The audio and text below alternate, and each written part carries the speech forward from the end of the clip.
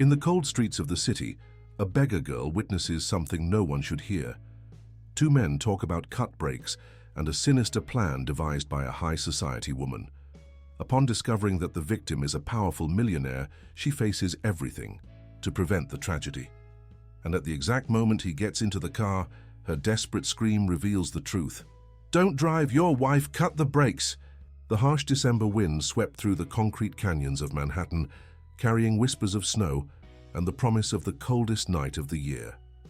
10-year-old Lily Parker huddled deeper into her threadbare coat, the garment 2 sizes too large, a discarded treasure she'd found behind a department store 3 months ago.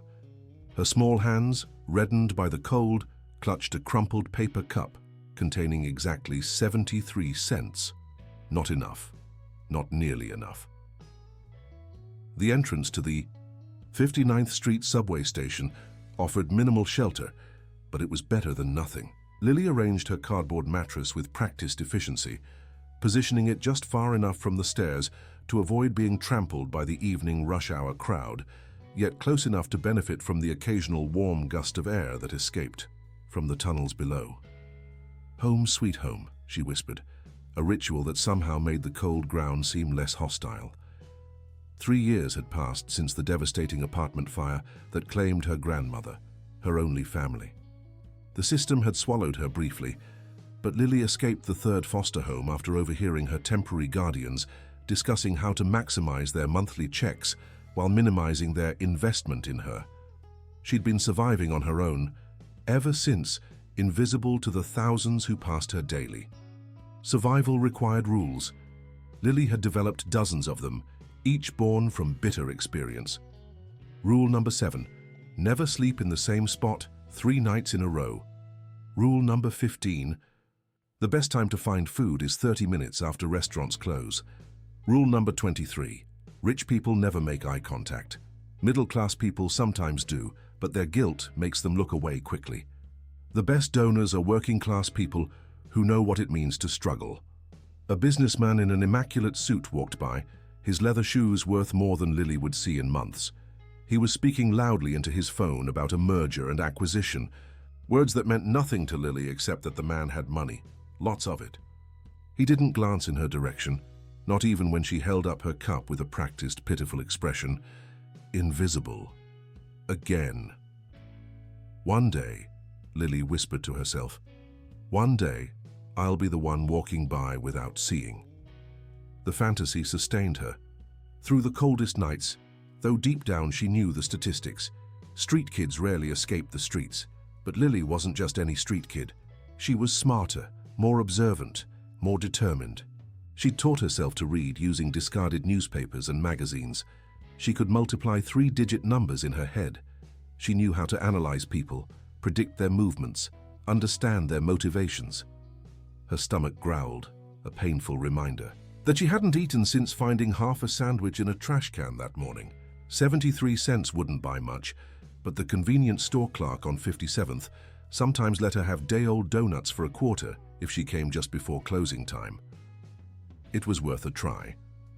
Reluctantly leaving the relative warmth of her cardboard, fed, Lily tucked her few possessions, a tattered backpack containing a spare shirt, a broken comb, and a dog-eared copy of The Secret Garden, under a piece of plastic. No one would steal them. They were worthless to anyone but her. The city transformed at night. Different rules applied after dark, and danger lurked in shadows that seemed harmless during daylight. Lily moved with purpose, her small frame weaving. Through the crowd with practiced invisibility, she knew which streets to avoid, which doorways housed unpredictable addicts, which corners marked gang territories. The convenience store's fluorescent lights beckoned like a lighthouse. Through the window, Lily could see Mr. Jensen restocking cigarettes behind the counter. He was one of the few adults who acknowledged her existence, occasionally slipping her an extra donut or a carton of milk approaching its expiration date. As she approached the store, a gleaming black Bentley pulled up to the curb. Lily paused, momentarily transfixed by the luxury vehicle that seemed otherworldly amid the grime of the city streets. The car door opened, and a man stepped out, tall, distinguished, with silver-streaked dark hair and a cashmere overcoat that probably cost more than most people's monthly rent. Robert Mitchell. Lily recognized him immediately from the business magazines she sometimes flipped through at the public library, where she sought shelter during extreme weather. Tech mogul, investor, philanthropist, with a net worth in the billions. What was someone like him doing at a corner store in this neighborhood at this hour? The answer came in the form of a young woman who emerged from the passenger side, stunning, with honey blonde hair cascading over a designer coat.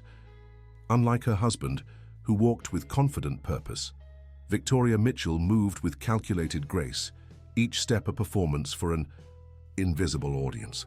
Lily had seen that same artificial quality in the predators who stalked the city's vulnerable, a beauty that concealed something rotten underneath. "Darling, must we really stop here? I'm sure we can find whatever you need at the hotel."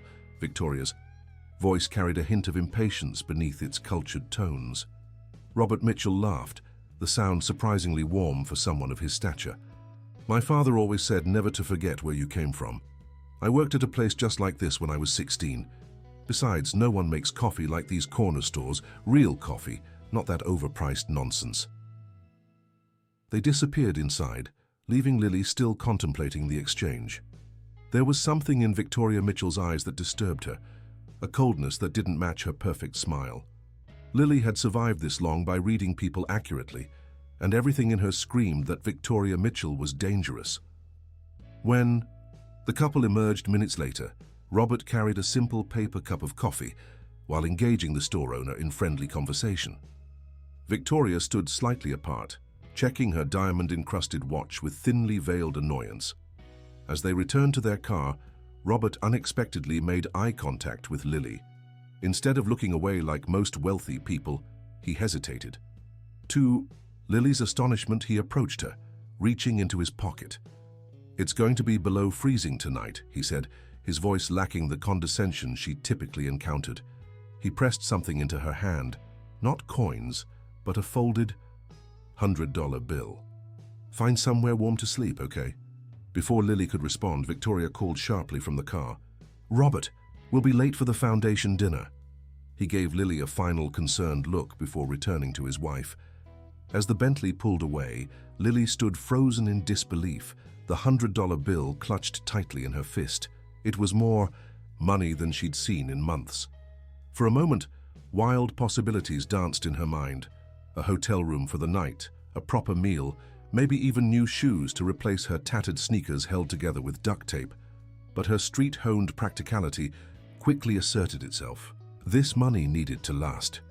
As she finally entered the convenience store, the $100 bill safely tucked into her sock, she couldn't shake the image of Victoria Mitchell's cold eyes watching her husband's interaction with a street urchin. There had been something in that gaze, not just annoyance but calculation, and something darker that Lily couldn't quite name. What she didn't know was that this chance encounter would soon thrust her into a dangerous web of betrayal and deceit, orchestrated by one of the most beautiful and ruthless women in New York. And that in less than 24 hours, Lily Parker, homeless, parentless, and overlooked by society, would hold a billionaire's life in her small, chapped hands. But for now, all that mattered was the miraculous $100 bill, the possibility of a warm meal, and perhaps a night in the youth shelter on 43rd Street, where they didn't ask too many questions if you had money for the entrance fee. Tomorrow would bring its own challenges, its own opportunities, its own dangers. Lily purchased a sandwich, a bottle of water, and a chocolate bar, luxuries she rarely afforded herself. As Mr. Jensen handed her the change, he smiled kindly. "Looks like someone's watching out for you tonight, kid." If only he knew how quickly that would change. Morning arrived with tentative rays of winter sunlight filtering through the gaps between Manhattan's towering buildings. Lily woke with a start, momentarily disoriented by the unfamiliar comfort of the youth shelter's thin mattress. The events of the previous night came rushing back: the $100 bill, the warm meal, the luxury of a hot shower. She had $83.47 left, carefully hidden in her sock.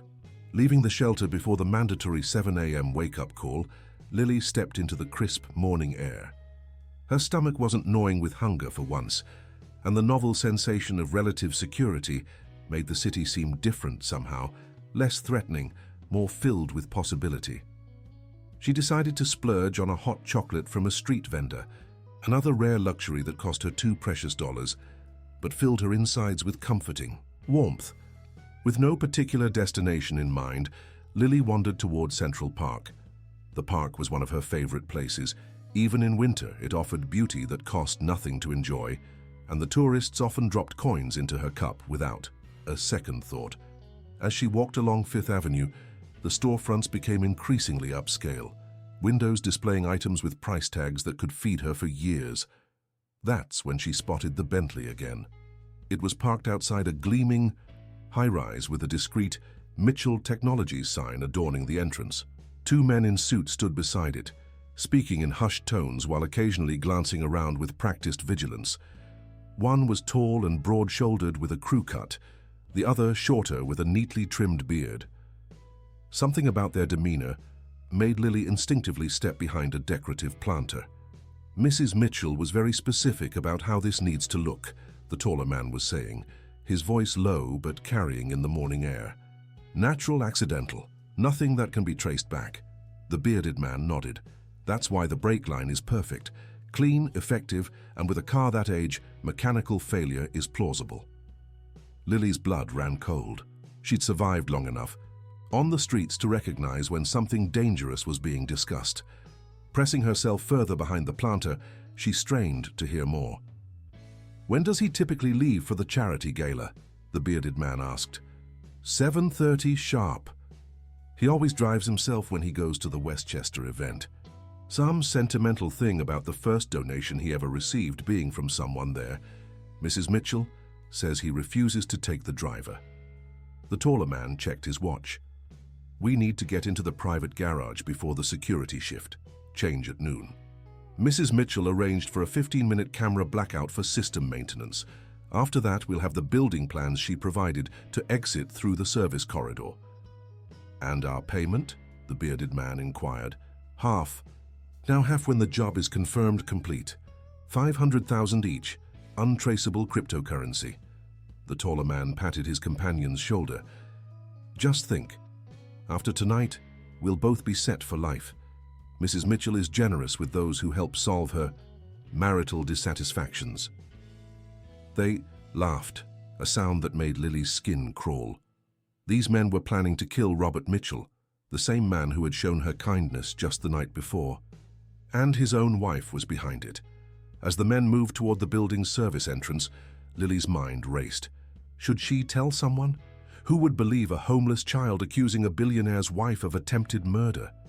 The police would likely assume she was either lying or delusional. Besides, by the time any authority figure took her seriously, it might be too late. She needed to warn Robert Mitchell directly. With newfound determination, Lily circled the building, studying its entrances and security measures. The main lobby featured a reception desk with security guards checking IDs. The service entrances were locked and monitored by cameras. The parking garage entrance had a barrier that only opened with an electronic key card. Getting inside seemed impossible until Lily noticed a catering van pulling up to the loading dock. Workers began unloading trays of food, presumably for some corporate event.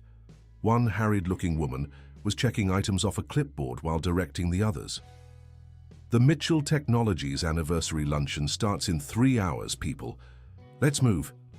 Opportunity had presented itself. Lily waited until the woman set her clipboard down to help carry a particularly large tray, then slipped behind the van. When no one was looking, she grabbed a small white apron that had fallen to the ground and tied it around her waist. With practiced nonchalance, she picked up a stack of napkins and followed the caterers into the building. The service elevator took them to the 30th floor, where an elegant conference room was being prepared for the event. Staff bustled about, arranging tables, placing centerpieces, and organizing serving stations. Lily made herself useful, arranging napkins and silverware while keeping her eyes open for any sign of Robert Mitchell. "You, girl." A sharp voice cut through her concentration.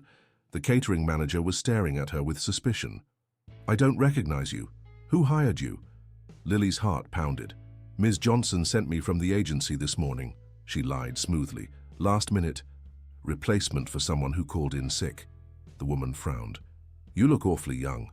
I'm small for my age, Lily replied, a line she'd used countless times when adults questioned her presence in places she shouldn't be. I'm 16. Before the woman could interrogate her further, a commotion at the entrance drew everyone's attention. Robert Mitchell himself had entered the room, accompanied by his assistant and several executives. Everything looks wonderful, he was saying. The board members will be impressed. This was her chance. Lily needed to approach him, but doing so with so many people watching would only get her thrown out. She needed to create a distraction. Slipping into the adjoining kitchen, Lily spotted a small service alarm on the wall. Without hesitation, she pulled it, and immediately a shrill beeping filled the air.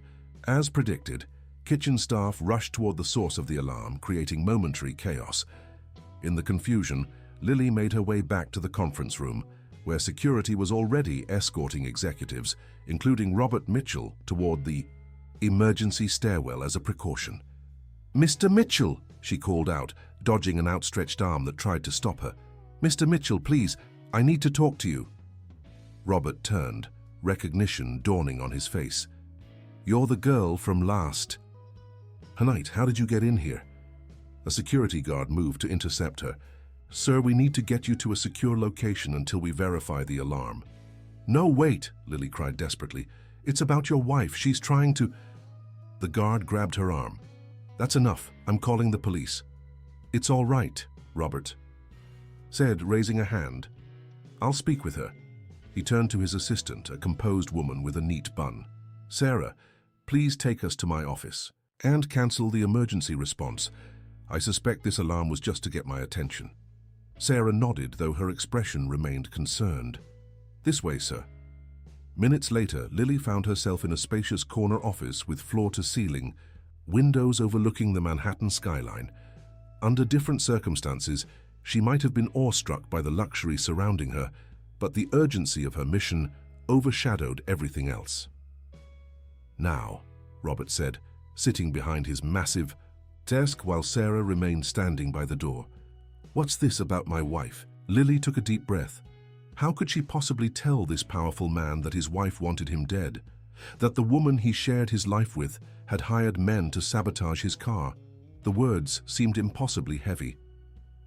"I overheard two men talking outside your building this morning," she began, her voice smaller than she intended. "They were discussing altering your car, the brake line." She swallowed hard. "They said Mrs. Mitchell paid them to make it look like an accident.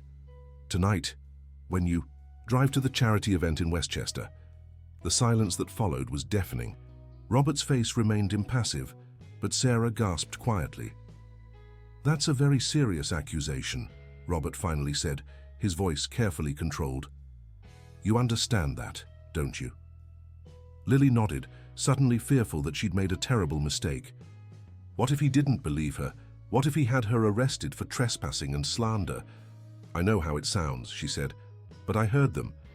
They talked about a camera blackout at noon, about accessing the private garage, about being paid in cryptocurrency.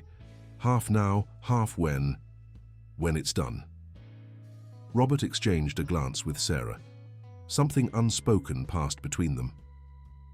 "Sarah, could you please check the security maintenance schedule?" Sarah immediately moved to the computer on a side table, typing rapidly.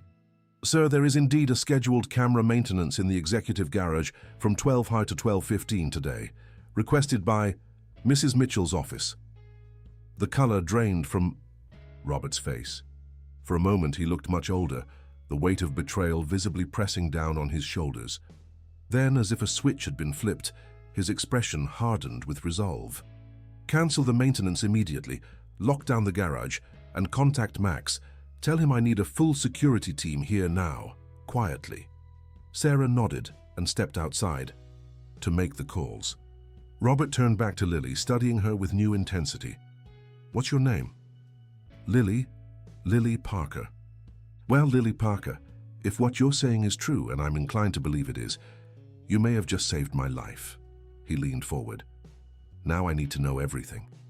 Every word you heard, every detail you can remember.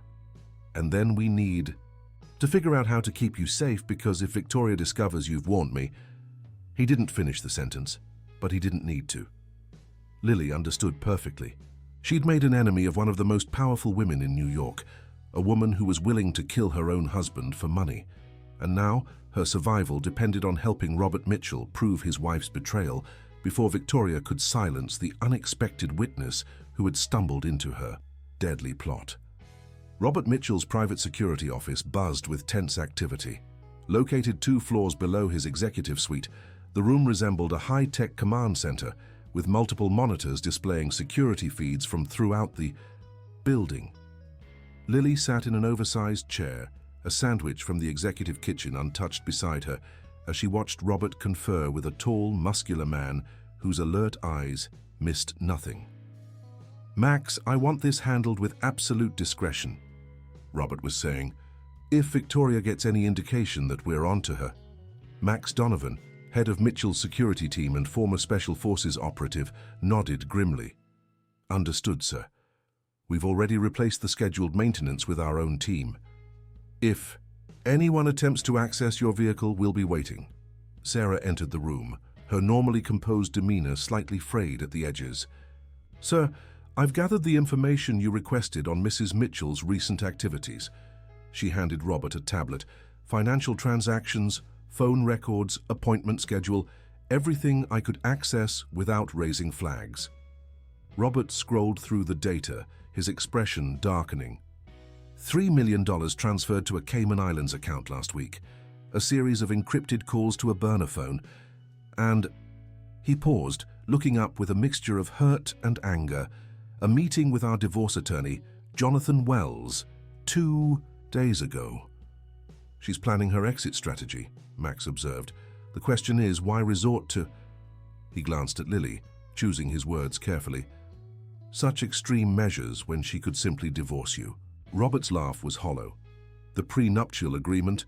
Victoria gets $5 million in the event of a divorce. If I pass away while we're married, she inherits controlling interest in Mitchell Technologies, plus personal assets worth billions." He shook his head. "I never imagined she'd go this far for money." Lily, who had been silently observing, finally spoke. "It's not just about money," she said quietly. All eyes turned to her. "I've watched people on the streets long enough to know. Some people want power more than anything. They want to win, to take, to control." She met Robert's gaze directly. "Did she ever like being in your shadow? Always introduced as your wife? Never her own person?" A flash of recognition crossed Robert's face. "Victoria always resented being seen as an accessory to my success, despite my efforts to support her own ventures." He looked at Lily with newfound respect. "You're remarkably perceptive for someone so young." Lily shrugged. "When you're invisible, you see things others don't." "You're far from invisible now," Sarah said gently, "which means we need to consider your safety as well." Max nodded in agreement.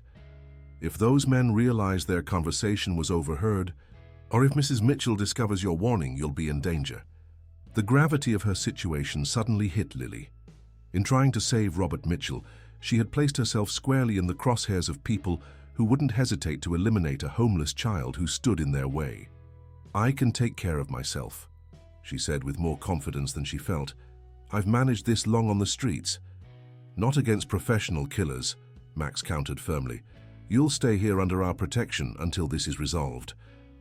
Robert checked his watch. "It's nearly noon. Let's see if our trap catches anything." He gestured toward one of the larger monitors, which showed the executive garage. Robert's Bentley sat in its reserved space, appearing untouched. As they watched, the security feed flickered briefly, then stabilized, the system now running on their secure backup rather than the main network that Victoria's accomplices expected to disable. Minutes ticked by in tense silence. At precisely 12:03, a service door opened, and 2 men entered the garage, the same men Lily had overheard that morning. "That's them," she whispered unnecessarily. Everyone in the room was already focused intently on the screen. The taller man approached the Bentley, glancing around cautiously before signaling to his partner that the coast was clear. Unaware they were being recorded by cameras that should have been offline, they proceeded with mechanical efficiency. The bearded man slid beneath the vehicle with a toolkit while his accomplice kept watch. "We've got them," Max said, reaching for his radio. "Alpha team, move in, quiet takedown." On the monitor, 4 security personnel emerged from concealed positions, weapons drawn. The surprise was total. Within seconds, both saboteurs were face down on the concrete, hands zip-tied behind their backs. "Perfect," Robert said, his voice tight with controlled anger. "Bring them to interrogation room 3. No police yet. I want answers. First." 30 minutes later, Lily watched through a one-way mirror as Robert confronted the captured men.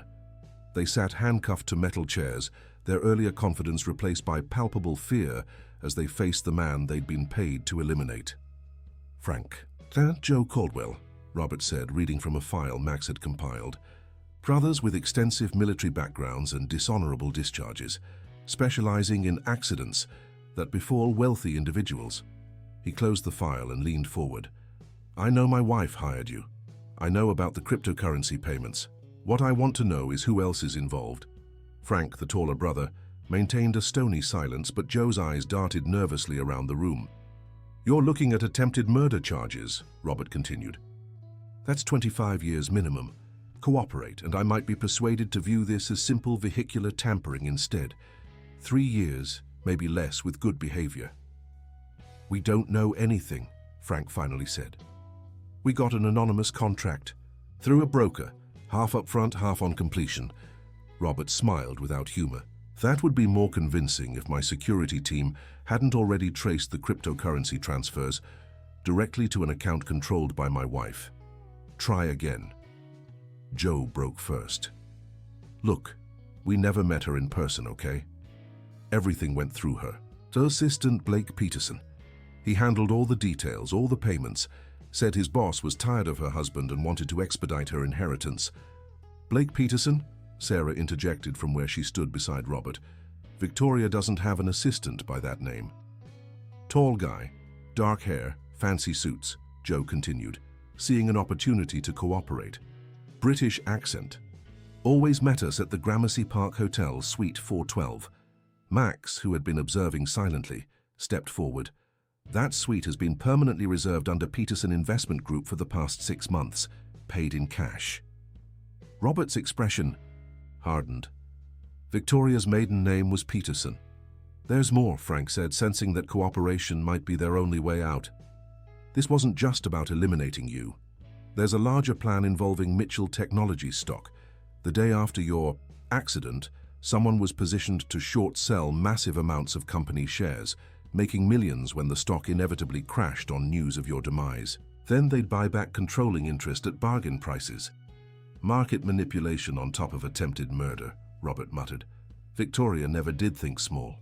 He turned to Max. "I want everything on this Blake Peterson. Find him." Returning to the security office, Robert found Lily engaged in animated conversation with Sarah. The girl seemed to have overcome her initial shyness around the assistant. "You really taught yourself to read with just newspapers?" Sarah was asking, clearly impressed. Lily nodded. "And library books when I could sneak in. The librarian at the Fifth Avenue branch eventually caught on, but pretended not to notice as long as I was careful with the books." "Remarkable," Sarah said, then noticed Robert's return. "Sir, what's our next step?" Robert ran a hand through his silver-streaked hair. "We have enough to confront Victoria, but not enough to ensure she faces consequences. We need concrete proof of her direct involvement." He turned to Max. "What about surveillance? Phone taps?" Max shook his head. "Without police involvement, we're limited in what we can legally do. And once we bring in law enforcement, we lose control of the narrative." "What about the charity gala tonight?" Lily suggested. All eyes turned to her again. "You were supposed to have an accident on the way there, right? But what if you still go, pretending you don't know anything? Maybe she'll reveal something. If she thinks her plan failed for technical reasons, not because you were warned." The room fell silent as they considered her suggestion. That's extremely risky, Sarah finally said. If they have a backup plan, it's also our best opportunity to get Victoria to incriminate herself, Robert countered. Max, what if we equipped me with recording devices? New York is a one-party consent state for recordings. Max looked uncomfortable. Technically feasible, but I strongly advise against placing yourself in proximity to someone who's already tried to have you eliminated once today. I'll be surrounded by hundreds of witnesses at the gala, Robert argued. Victoria wouldn't. Try anything there. And I'll have security with me at all times. What about me? Lily asked quietly. I want to help. Robert shook his head firmly. Absolutely not. You've done more than enough already. You'll stay here where it's safe. But I'm the only one who heard them talking originally, Lily insisted. What if you need me to identify voices or remember details you don't know to ask about? She has a point, Sarah said reluctantly, and Victoria has never met her. She wouldn't recognize Lily as a threat. Robert looked conflicted. It's too dangerous. She's just a child. I've survived worse, Lily said with quiet dignity, and I'm good at being invisible when I need to be. After several moments of internal debate, Robert sighed. You'll remain with Sarah at all times, well away from Victoria. At the first sign of trouble, you both leave immediately. Understood? Lily nodded solemnly. As the others began planning the evening's operation, Lily gazed out the window at the city below. The same streets that had been her harsh home now seemed distant, as if they belonged to another life. For the first time in years, someone was actually listening to her, valuing her input, treating her as more than just an inconvenient reminder of society's failures. What she didn't tell them, couldn't bring herself to admit, was how terrified she truly was. Victoria Mitchell had already demonstrated a willingness to eliminate her own husband for financial gain. What would she do to a homeless child who threatened to derail her carefully orchestrated plans? Yet despite her fear, Lily felt something else, something she hadn't experienced since before the fire that took her grandmother. Purpose. In the harsh world of survival, each day had been reduced to its most basic components. Find food, find shelter, avoid danger. Now suddenly she was part of something larger than herself.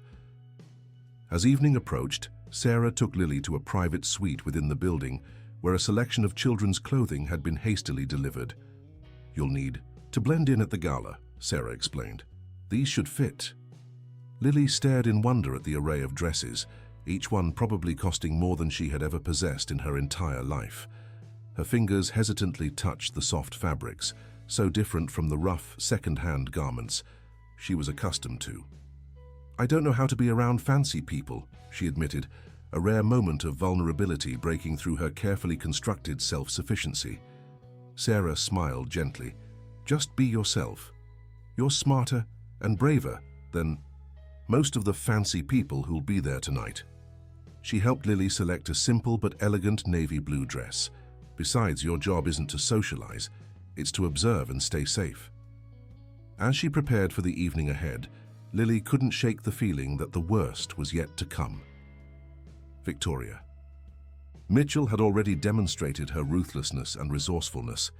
What would she do when she realized her carefully laid plans had unraveled? The Westchester Charity Gala represented old money and influence, hosted in a historic mansion whose grounds overlooked the Hudson River. Limousines and luxury vehicles lined the circular driveway as Manhattan's elite arrived in their finest. Fauteuil, air kisses exchanged beneath the warm glow of outdoor heaters that kept the December chill at bay. Robert Mitchell arrived in a company SUV rather than his Bentley, with Max driving and 2 additional security personnel following in a separate vehicle. Sarah and Lily were already inside, having been dropped off earlier to avoid any chance of Victoria seeing the girl who had unraveled her plans. Remember, Max said as they approached the entrance, we're here to gather evidence, not confront her directly. The recording devices in your cufflinks and watch are voice-activated. Try to get her to discuss financial matters or her recent meetings. Robert adjusted his bow tie, his public persona sliding into place like armor. I've been attending galas with Victoria for 15 years. I know how to make conversation with my wife. The bitterness in his voice was unmistakable. Just 24 hours ago, he had been a happily married man at the helm of a technology empire. Now he was wearing hidden recording devices to gather evidence against the woman who had shared his bed and his life. Inside, the mansion's grand ballroom glittered with crystal chandeliers and holiday decorations. A string quartet played in one corner, while waiters circulated with champagne and hors d'oeuvres. Robert spotted Sarah and Lily positioned near a towering Christmas tree, the girl almost unrecognizable in her navy dress, with her hair neatly styled. She looked like any other privileged child attending with parents, though her watchful eyes betrayed a wariness no sheltered child would possess. Across the room, Victoria Mitchell held court among a group of socialites, resplendent in a crimson gown that showcased her perfect figure. Her laugh carried across the space, practiced, musical, and utterly false to Robert's now enlightened ears. "Mr. Mitchell." The KO event organizer Eleanor Whitmore approached with outstretched hands. "We're so honored you could join us tonight. Your foundation's contribution will provide scholarships for 50 underprivileged students this year." Robert summoned a warm smile. "The honor is mine, Eleanor. Education changed my life. I'm simply paying it forward." As they chatted, Robert saw Victoria notice his arrival. A momentary flash of shock crossed her face before she recovered, excusing herself from her companions to glide toward her husband. "Darling," she said, kissing his cheek while her manicured nails dug slightly into his arm. "I thought you were driving yourself tonight. I was worried when you didn't arrive at our usual time." "Change of plans," Robert replied smoothly. "The Bentley had some mechanical issues, probably for the best. The roads are treacherous tonight." Victoria's perfectly sculpted eyebrows rose slightly. "Mechanical issues? How strange. It was just serviced last week." "These things happen," Robert said, watching her carefully. "I'll have it checked more thoroughly tomorrow." A micro-expression of frustration flickered across Victoria's features before she smiled. "Well, I'm just glad you're here safely. Come, Senator Jenkins was asking about you earlier." As Victoria led him through the crowd, Robert activated the recording device with a subtle touch to his watch. The evening had begun. Meanwhile, Sarah guided Lily to a quieter area where they could observe without being conspicuous. "Are you doing okay?" she asked, noting the girl's wide-eyed observation of the opulent surroundings. "I've never seen anything like this," Lily admitted. "It's like a movie." She accepted a glass of sparkling water from a passing waiter, handling the crystal with careful precision. "That woman in the red dress, that's her, isn't it?" "Victoria." Sarah nodded. "Mrs. Mitchell, yes." Lily studied Victoria with analytical intensity. "She doesn't look like someone who would..." She trailed off, mindful of their surroundings. "Appearances can be deceiving," Sarah said quietly, "especially in these circles." Their attention was drawn to a tall, dark-haired man who approached Victoria while Robert was momentarily engaged in conversation with the senator. The man whispered something in Victoria's ear, causing her smile to falter briefly. "Sarah," Lily whispered urgently. "That's him. One of the men from their description. The one they called Blake Peterson." Sarah's posture stiffened. "Are you certain?" "Tall, dark hair, fancy suit, British accent," Lily recited. "And look at how they're talking. They know each other well." Sarah discreetly photographed the man with her phone. "Good catch, I'll alert Max." Across the room, Victoria extracted herself from the conversation with Robert and the senator. "If you'll excuse me, gentlemen, I see an old friend I must greet. Robert, darling, don't forget we promised to bid on the silent auction items." As Victoria moved away, Robert maintained his pleasant expression while tracking her progress through the crowd. She joined the dark-haired man near a service entrance, their heads bent together in intense conversation. Max's voice came through Robert's nearly invisible earpiece. "Sir, we've identified the man with your wife as James Blake, former financial advisor with connections to several questionable offshore entities. He's using Peterson as an alias." "Keep eyes on them," Robert murmured, turning slightly to adjust his cufflink. "I'm going to circulate a bit longer, then find a way to approach. For the next hour, Robert played his role perfectly. Generous philanthropist, industry leader, devoted husband. He bid extravagantly on auction items, made witty remarks during the chairman's speech, and donated an additional $1 million when the fundraising total was announced. All the while, he kept Victoria in his peripheral vision as she grew increasingly agitated, checking her phone frequently and conferring with Blake in hushed tones. The opportunity to approach them came when Victoria and Blake slipped onto a terrace overlooking the illuminated gardens. Robert waited 30 seconds, then followed, signaling to Max to ensure the security team was positioned nearby. The December air was frigid on the deserted terrace. Victoria and Blake stood near the stone balustrade, their breath forming small clouds in the cold. Neither noticed Robert's approach until he spoke. "Beautiful night, isn't it? Though rather cold for a private chat outdoors." Victoria startled visibly. "Robert, I was just catching up with James, an old friend from my university days." "James?" Robert extended his hand. "I don't believe we've met. Robert Mitchell." Blake hesitated before accepting the handshake. "James Blake, Victoria, has spoken of you often." "Curious," Robert said pleasantly. "She's never mentioned you." He turned to his wife. 15 years of marriage, and still discovering new aspects of your past." Victoria's laugh was brittle. "James works in finance. Rather dull stuff, darling. Nothing worth mentioning." "I find finance fascinating," Robert countered, "especially international transactions. Cayman Islands, cryptocurrency. The kind of intricate maneuvers that allow large sums to move undetected." He watched their faces carefully. "Don't you agree, Mr. Blake? Or do you prefer Peterson in certain contexts?" The blood drained from Victoria's face. Blake's hand moved subtly toward his jacket. "I wouldn't," came Max's voice as he stepped from the shadows, hand positioned near his concealed weapon.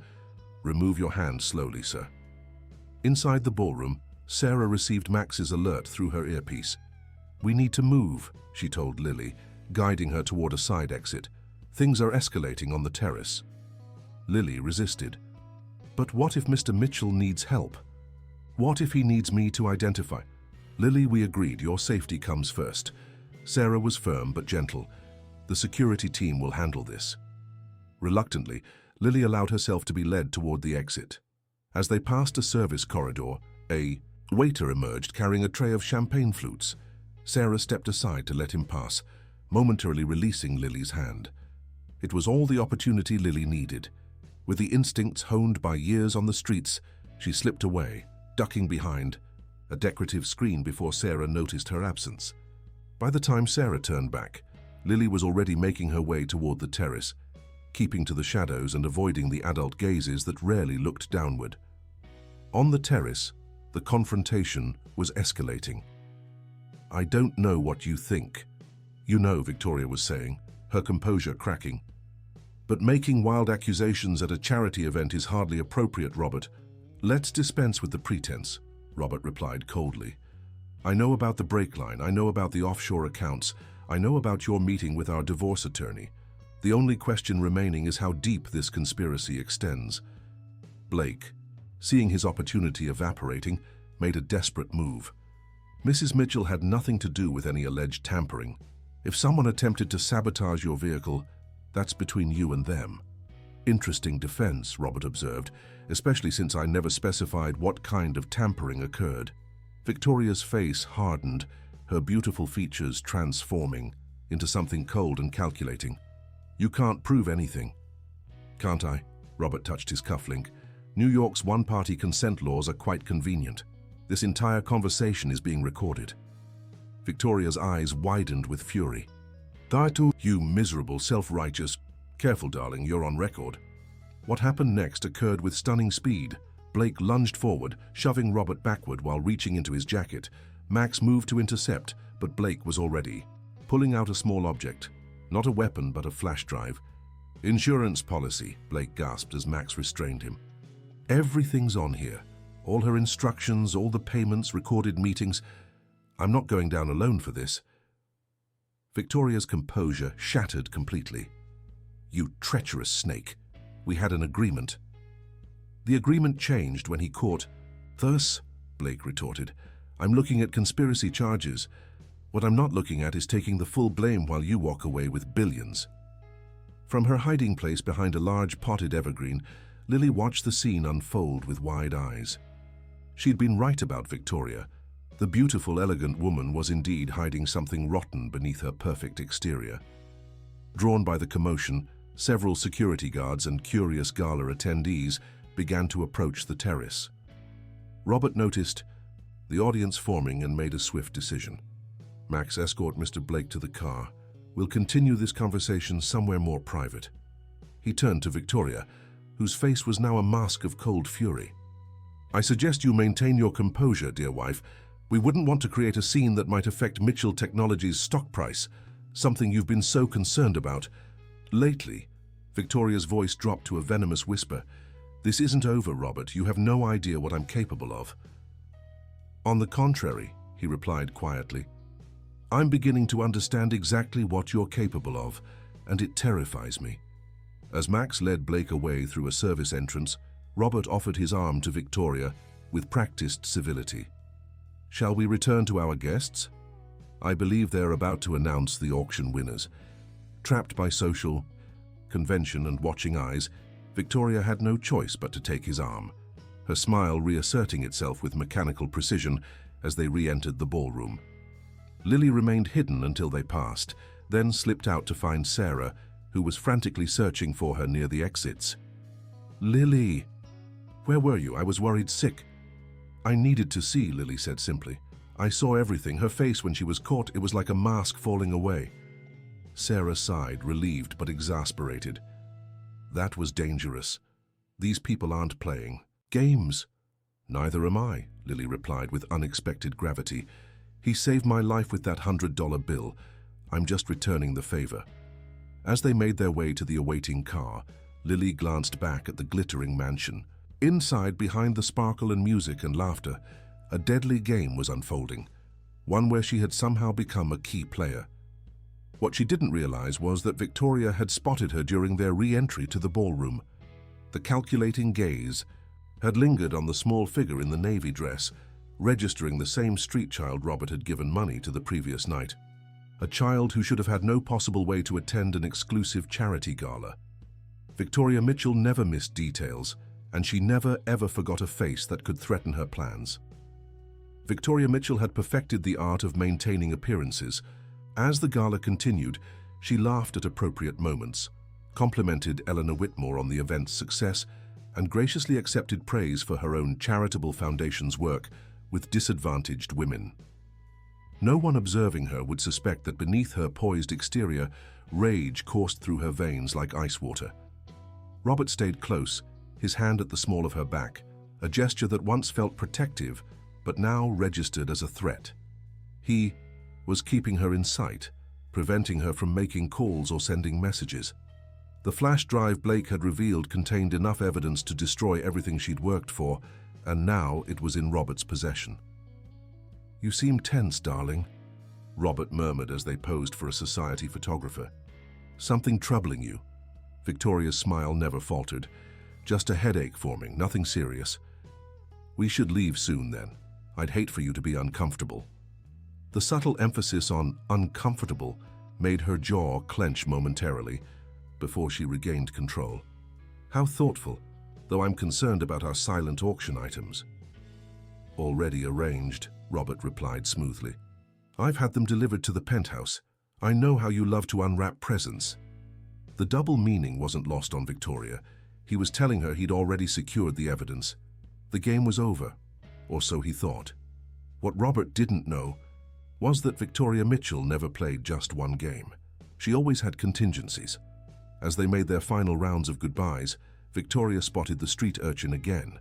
The same filthy child Robert had inexplicably given money to the previous night. Now cleaned up and wearing expensive children's clothing, the girl was watching them with unnerving intensity, staying close to Robert's assistant, Sarah. The pieces clicked into place with devastating clarity. Somehow, this child had overheard something, perhaps Frank and Joe discussing the plan, and warned Robert. That explained the mechanical issues with the Bentley, the unexpected security presence, everything. A street rat had unraveled months of careful planning. By the time they reached the car, Victoria had formulated her next move. With Robert's security team now focused on Blake, who was being transported in a separate vehicle, she had a brief window of opportunity. "I need to use the ladies' room before the drive back," she announced as they approached the car. "Sarah can accompany me. If you're concerned, I'll flee." Robert hesitated, then nodded to Sarah. 5 minutes? In the ornate bathroom, Victoria checked each stall to ensure they were alone before turning to Sarah with practiced vulnerability. "This is humiliating," she said, her voice trembling perfectly. "Being treated like a criminal by my own husband." Sarah's professional demeanor remained intact. "I'm just following Mr. Mitchell's instructions, Mrs. Mitchell." "Of course," Victoria dabbed at her eyes with a tissue. "I understand you're doing your job. Could I trouble you for a moment of privacy? Just to compose myself before facing everyone again." Sarah looked uncomfortable but nodded. "I'll wait just outside the door." The moment Sarah stepped out, Victoria moved with swift efficiency. From her clutch, she extracted a slim phone different from her usual device, a burner untraceable and unknown to Robert. She sent a single text message. "Primary plan. Compromised. Activate Protocol Omega. Target plus child witness. Gala location departing now." She deleted the message, flushed the tissue, and rejoined Sarah with red-rimmed eyes that suggested she'd been crying. "Thank you for your understanding," Victoria said softly. "This has been overwhelming." Sarah's expression softened slightly. "The car is waiting." Meanwhile, Lily sat in the back of the secure SUV, her small body dwarfed by the vehicle's leather interior. Mac stood outside, conferring with the driver while they awaited Robert's return. "Are you cold?" Blake asked unexpectedly from where he sat, handcuffed but otherwise unrestrained. Lily regarded him warily. "No." "You're the witness, aren't you? The one who overheard Frank and Joe." His accent was less pronounced now, as if the British affectation had been part of his professional persona. Lily didn't respond, but her expression confirmed his suspicion. Blake laughed softly. "A street kid. Victoria Mitchell's empire toppled. By a homeless child. There's poetry in that. Why did you help her?" Lily couldn't contain her curiosity. "Try to hurt Mr. Mitchell?" "Money, obviously." Blake shrugged. "Victoria offered enough to disappear permanently, start fresh somewhere without extradition. A new identity, a new life. Was it worth it?" The question, simple and direct, seemed to catch Blake off guard. For a moment, his calculated demeanor slipped, revealing something almost like regret. "We make choices," he finally said. "Sometimes we don't understand the consequences until it's too late." Their conversation was interrupted as Robert returned with Victoria and Sarah. The tension in the vehicle was palpable as they arranged themselves, Robert and Victoria in the middle row, Sarah and Lily in the back, Blake up front with Max driving. The second security vehicle followed close behind as they departed the mansion's grounds. As they merged onto the highway back toward Manhattan, Victoria broke the silence. "What happens now, Robert? You parade me through a public trial. Destroy everything we've built." "What we've built?" Robert's voice was quiet but firm. "I built Mitchell Technologies from nothing. You were a junior marketing executive when we met. And I've spent 15 years of my life playing the perfect corporate." "Wife!" Victoria shot back. "Hosting your business dinners, charming your investors, standing in your shadow while you took all the credit." "I gave you everything," Robert said, genuine pain seeping through his controlled facade. "A foundation with your name on it. Board, positions, complete freedom to pursue your own projects." "Trinkets," Victoria sneered. "Consolation prizes for the little woman." Sarah cleared her throat. "Perhaps this conversation should wait until—" "No," Victoria interrupted. "Let's be honest for once. You never saw me as an equal, Robert, just an attractive accessory to complete your perfect CEO image." "Is that how you justify trying to have me killed?" Robert asked incredulously. Victoria's laugh was cold. "Oh, don't be so dramatic. Business is business. You taught me that." Lily watched the exchange with growing unease. There was something dangerous in Victoria's casualness, a calculation behind her apparent recklessness. The SUV slowed as they approached a construction zone on the highway. Orange cones funneled traffic into a single lane, creating a bottleneck where vehicles were forced to reduce speed significantly. "Unexpected construction," Max commented, his trained eyes scanning the area with professional suspicion. "Wasn't in the transit alerts." Victoria checked her watch with studied nonchalance. A black van without license plates suddenly accelerated from the shoulder, cutting directly into their path and forcing Max to slam on the brakes. Before anyone could react, two more vehicles boxed them in from behind and the side. "Ambush!" Max shouted, reaching for his weapon while simultaneously trying to maneuver the SUV out of the trap. The security vehicle behind them was already engaging with attackers from the rear blocking vehicle. Robert instinctively pulled Lily and Sarah down below window level. "Stay down!" Victoria remained upright, a small, satisfied smile playing at the corners of her mouth. "Protocol Omega," she said softly. "Always have a backup plan." Armed figures emerged from the surrounding vehicles, their faces concealed behind tactical masks. Gunfire erupted as Mitchell's security team engaged the attackers. The SUV's bulletproof, glass held, but it was only a matter of time before the attackers breached the vehicle. "You're insane," Robert stared at his wife in disbelief. "They'll kill everyone in this car, including you." "A necessary risk," Victoria replied calmly. "Besides, I'm wearing body armor beneath this gown. A woman in my position can never be too careful." A sharp crack announced the spider webbing of the driver's side window as bullets struck repeatedly in the same location. Max returned fire through a specially designed gun port while using his body to shield the others. Lily's heart hammered in her chest, her survival instincts screaming. She'd experienced danger on the streets, but nothing like this, orchestrated violence. Her eyes darted around the vehicle, seeking escape routes, anything that might help. Her gaze fell on Blake, who had managed to maneuver his handcuffed hands beneath his legs and was now working frantically at something under the seat. With a small triumphant sound, he produced a key and quickly released his restraints. "Blake," Victoria hissed, "get the flash drive from Robert's pocket." "Sorry, Victoria," Blake replied, his expression grim. "Survival first." Before anyone could stop him, Blake unlocked his door and threw himself out of the vehicle, rolling onto the pavement and scrambling toward the concrete barrier at the edge of the highway. A burst of gunfire followed him, but the attacker's focus remained primarily on the SUV. "Traitor," Victoria seethed, her composure finally cracking. She lunged for Robert's jacket where the flash drive was concealed, her manicured nails clawing at him like talons.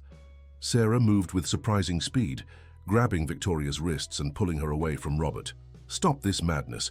You'll get us all killed." Victoria's elbow connected with Sarah's face, sending the assistant reeling back with a cry of pain. "Stay out of this," Victoria spat. "This doesn't concern you." Meanwhile, Max had managed to create enough space to maneuver the SUV toward an emergency turnaround in the highway median. "Hold on! Hold E!" he shouted, accelerating suddenly and sending the vehicle lurching forward, smashing past one of the blocking cars. The jarring movement threw everyone against their restraints. Victoria, who had unbuckled her seatbelt during her attack on Robert, was thrown sideways, her head striking the window with enough force to momentarily stun her. Taking advantage of the chaos, Lily's street-honed instincts took over. She spotted Victoria's clutch on the floor, kicked open in the commotion. Inside was the burner phone. With quick, practiced movements, she snatched it up and tucked it into her dress pocket. Evidence. The SUV broke free of the ambush, tires, squealing as Max executed a perfect J-turn and accelerated in the opposite direction, away from the attackers. The security vehicle behind them provided covering fire, allowing their escape. "Everyone okay?" Max called back, his voice tense as he navigated through traffic at high speed. "Sarah's hurt," Robert reported, examining the assistant's bleeding nose.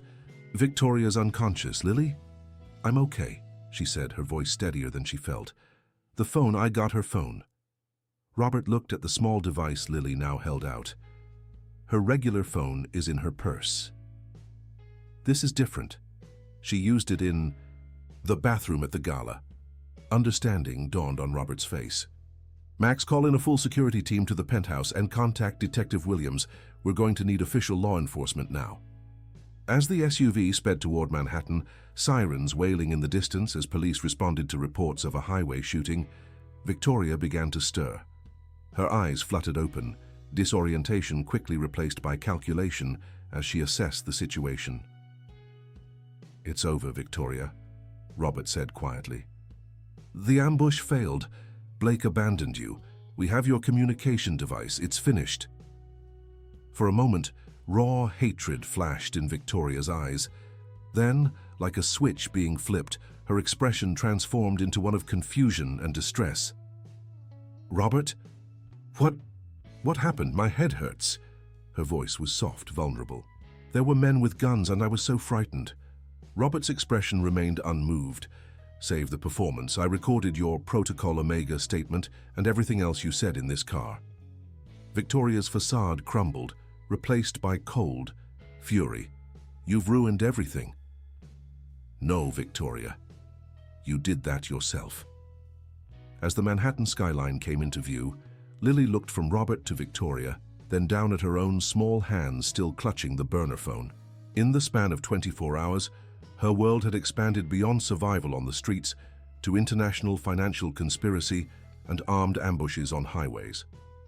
What she didn't yet realize was that the most dangerous part of her journey was still to come. Victoria Mitchell had been cornered, but a cornered predator is at its most lethal, and she hadn't survived in the cutthroat world of power and privilege by accepting defeat. Robert Mitchell's penthouse occupied the top 3 floors of a sleek Manhattan skyscraper, a glass and steel monument to his success. But tonight, the luxurious space felt more like a fortress under siege. Security. Personnel patrolled the perimeter, while NYPD Detective Mike Williams coordinated with Max in the spacious living room that offered panoramic views of the city. Victoria sat on an Italian leather sofa, her crimson gown incongruously glamorous in the tense atmosphere. 2 female officers stood nearby, ready to intervene if she attempted anything. Though she appeared outwardly calm, Lily, watching from her perch on a window seat, recognized the calculated awareness in the woman's eyes, constantly evaluating, assessing, searching for weaknesses. "The highway attackers scattered when police arrived," Detective Williams was saying, his weathered face grave beneath salt and pepper hair. "We apprehended 2, but they're refusing to talk without lawyers. The van was reported stolen yesterday, professional job." Robert nodded, his exhaustion evident despite his commanding presence. "And Blake?" "No sign of him yet. We have his photo circulating to transportation hubs, but if he has fake documentation—" "He does," Victoria interjected, her voice cool and composed. All eyes turned to her. "James always maintained multiple identities. It's why I hired him." Detective Williams approached her, notebook in hand. "Mrs. Mitchell, you understand the seriousness of your situation? Conspiracy to commit murder, attempted murder, criminal solicitation, racketeering—" "Alleged," Victoria corrected smoothly. "And I'll be speaking only with my attorney present." "That's your right," Williams acknowledged, though cooperation tends to look favorable during sentencing. Victoria's laugh was musical but empty of warmth.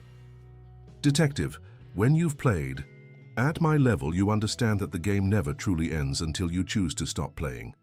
Her gaze drifted to Lily, "especially when your opponent relies on such unreliable witnesses." Lily felt a chill despite the penthouse's perfect temperature.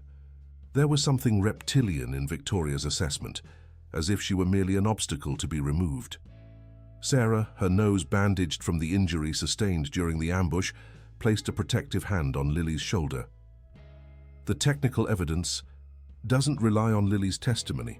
The flash drive, the phone records, the recorded conversations, those stand on their own.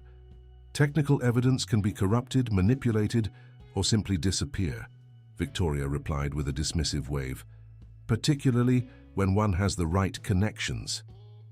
Robert had been quietly conferring with Max near the security monitors. Now, he rejoined the conversation. "Is that a threat, Victoria?" "An observation, darling. Her smile didn't reach her eyes. I'm simply wondering if you've considered the full implications of pursuing this matter. The public scandal, the stock volatility, the board's reaction. You tried to have me killed, Robert stated flatly. Twice. Do you honestly think I care about stock prices at this point? Victoria leaned forward slightly, her voice dropping. What about the girl then? Have you considered what happens to her? The room temperature seemed to drop several degrees. What exactly do you mean by that?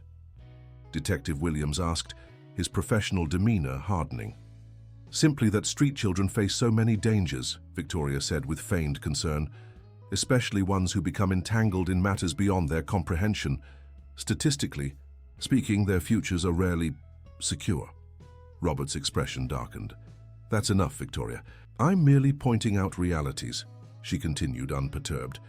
Without a family, without proper documentation, without stable housing, the system isn't kind to such children. She'll likely age out of whatever temporary arrangements you make and end up right back where she started. It would be a shame after all she's been through. The calculated cruelty behind the words hung in the air. Lily felt her chest tighten, because beneath the thinly veiled threat lay an uncomfortable truth. She had survived on her own for years because the system had failed her once before.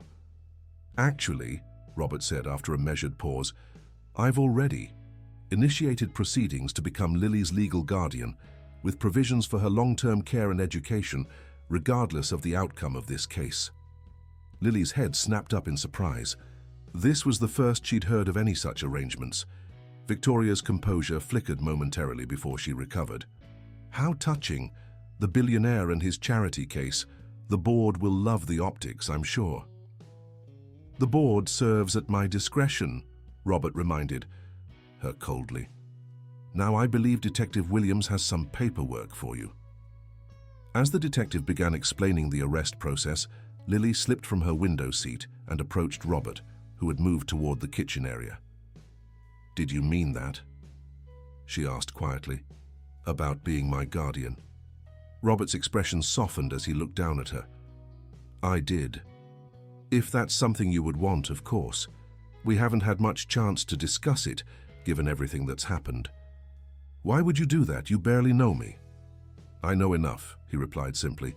You're intelligent, resourceful, and brave beyond your years. You saved my life at great personal risk. And... He hesitated. Everyone deserves a chance at a better future, Lily. Especially someone who's fought as hard for survival as you have. Before Lily could respond, the penthouse door opened as an elegantly dressed woman in her 60s entered, accompanied by one of the security team. Robert, she said, her voice carrying traces of a southern accent despite decades in New York.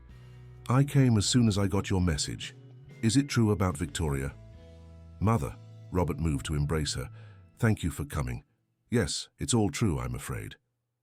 Margaret Mitchell had the same silver-streaked dark hair as her son, worn in a sophisticated updo that complemented her timeless style. Her sharp eyes took in the scene, police officers, security personnel, and finally landing on Victoria, still seated on the sofa. I always knew there was something wrong with that woman, Margaret declared without preamble. From the day you brought her home, I told you she had the eyes of a calculator, always counting, always measuring worth. Mother, please, Robert sighed. Not now. Victoria's smile was glacial. Always a pleasure, Margaret.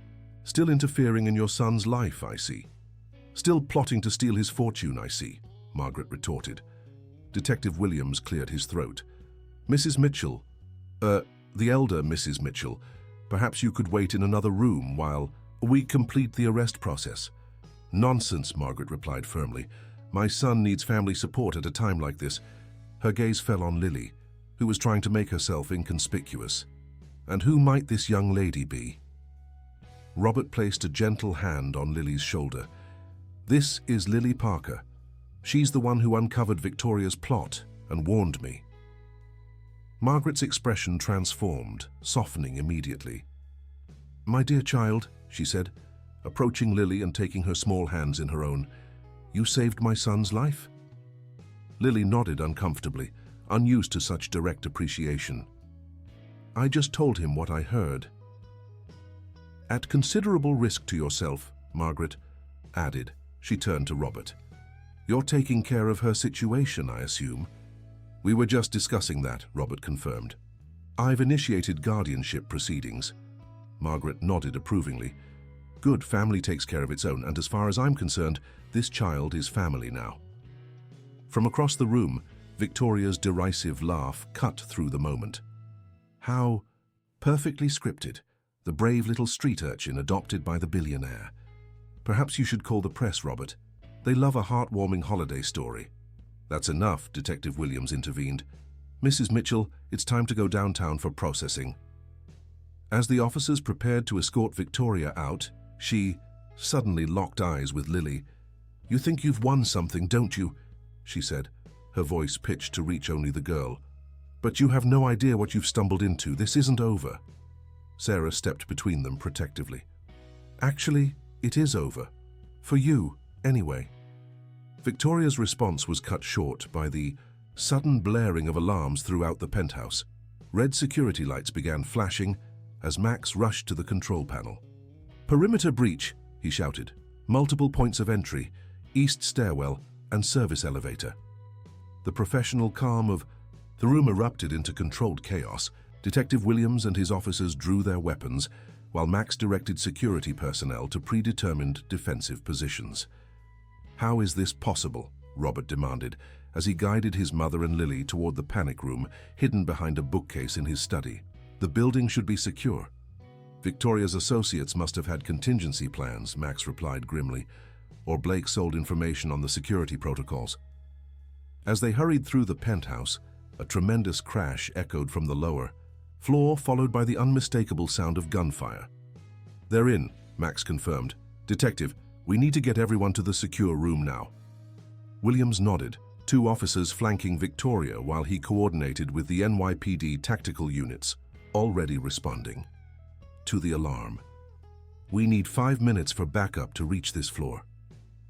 In the ensuing confusion, Lily noticed something that others missed, the slight smile playing at the corners of Victoria's mouth, the calculating gleam in her eyes. This wasn't a surprise to her. This was expected. "She has a plan," Lily whispered urgently to Sarah. "Look at her face." Sarah glanced at Victoria and immediately understood. "Max," she called, "watch Mrs. Mitchell. This might be—" Her warning came too late. As they passed a darkened hallway, Victoria suddenly stumbled, apparently losing her balance in her evening heels. The female officer beside her instinctively reached out to steady her, exactly the opening Victoria had been waiting for. With practiced precision, Victoria drove her elbow into the officer's solar plexus, while simultaneously twisting to disarm her. Before anyone could react, she had the officer's weapon and was backing toward the hallway. "Nobody move," she commanded, her voice steady as she pointed the gun at Robert. "This is my extraction plan, and all of you are going to let it proceed, without interference."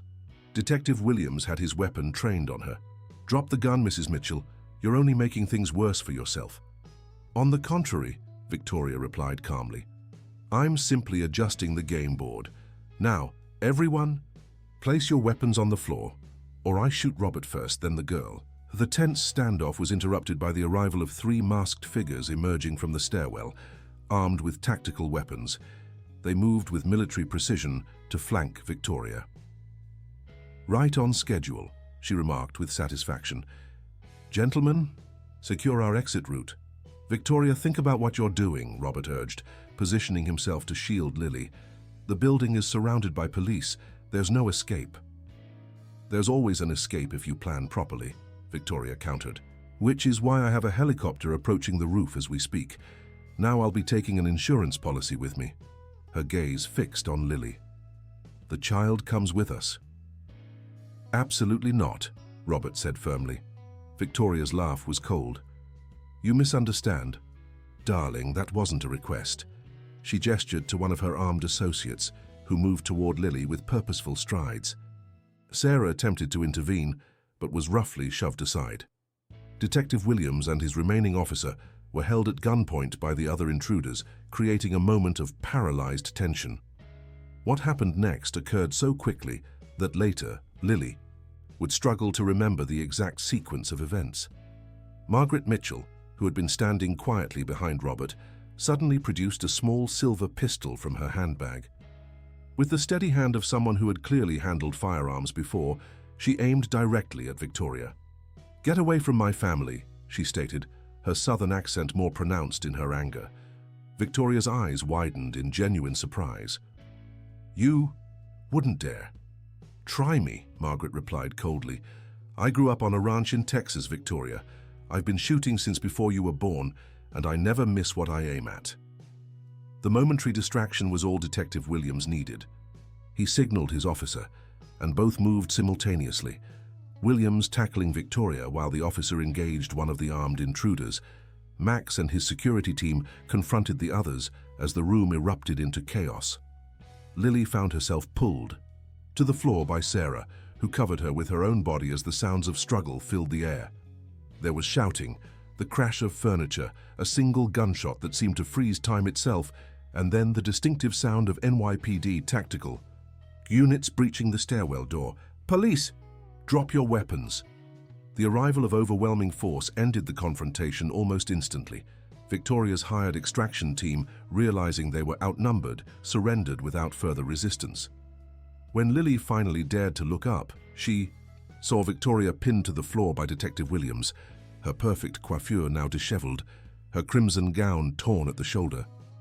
The expression on her face was one Lily would never forget, not fear or anger, but a kind of cold, calculating assessment, as if already planning her next move. "Victoria Mitchell," Williams said formally, as he secured handcuffs around her wrists. "You are under arrest for attempted murder, conspiracy, assault on a police officer, and about a dozen other charges we'll sort out downtown. You have the right to remain silent." As the detective continued reciting her rights, Victoria's gaze found Lily's across the room. There was something in those eyes, not defeat, but a chilling promise. This woman who had orchestrated multiple attempts on her husband's life, who had maintained a facade of perfection while plotting unimaginable betrayal, would not forget the child who had unraveled her plans. Robert helped his mother to her feet, checking her for injuries with obvious concern. "Mother, that was incredibly dangerous. Where did you even get a gun?" Margaret straightened her designer jacket with dignity. "I've carried protection for 40 years, Robert. A woman in my position can't be too careful." She cast a contemptuous glance at Victoria being led away by officers. "And it appears I was right to do so." As the penthouse slowly transformed from a battlefield back to a luxury residence, with police processing evidence and security teams checking for additional threats, Lily found herself standing at the floor-to-ceiling windows, watching the city lights below. Everything looked so peaceful from this height, so orderly and civilized. Hard to believe that just hours ago, she had been sleeping on cardboard in a subway entrance, invisible to the world. She felt Robert's presence before he spoke. "Are you all right?" he asked gently. Lily considered the question seriously. "I don't know," she answered honestly. "This morning I was worried about finding food. Now I've been in a car chase and a hostage situation." Robert nodded thoughtfully.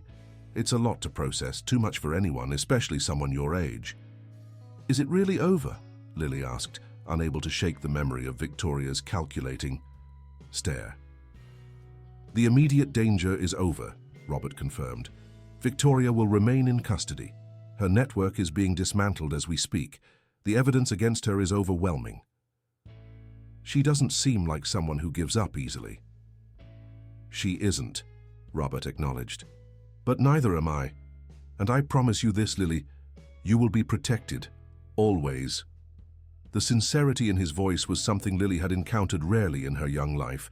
On the streets, promises were cheap and easily broken. Trust was a luxury she couldn't afford. Yet something about Robert Mitchell's steady presence, his unwavering determination through this ordeal, made her want to believe him. Across the room, Margaret was speaking with Sarah, gesturing animatedly as she recounted her part in the confrontation.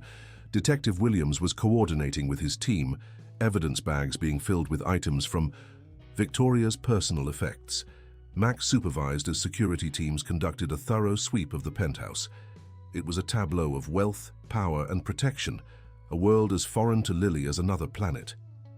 yet somehow improbably she had become part of it. What happens tomorrow, she asked, the practical survival question that had governed her existence for years.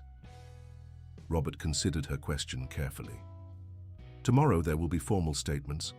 To the police, lawyers and paperwork. The beginning of a long legal process, he paused. But if you're asking about you specifically, Lily, that depends partly on what you want. What I want. The concept seemed almost ludicrous. When had anyone last asked what she wanted? Yes, Robert said simply. This is your life we're talking about. You should have a say in it. Lily turned back to the window, watching a helicopter's lights moving across the night sky, so far removed from the cardboard mattress in the subway entrance that had been her home just 24 hours earlier. She began hesitantly, then found her resolve. I want to never be invisible again. Robert nodded, understanding the deeper meaning behind her words. That, I can promise you. Whatever else happens, Lily Parker, you will never be invisible again. The city continued to glitter below them, millions of lives intersecting in countless ways, most people unaware how close a powerful man had come to disaster, or how a homeless child had altered the course of countless lives through one simple act of courage.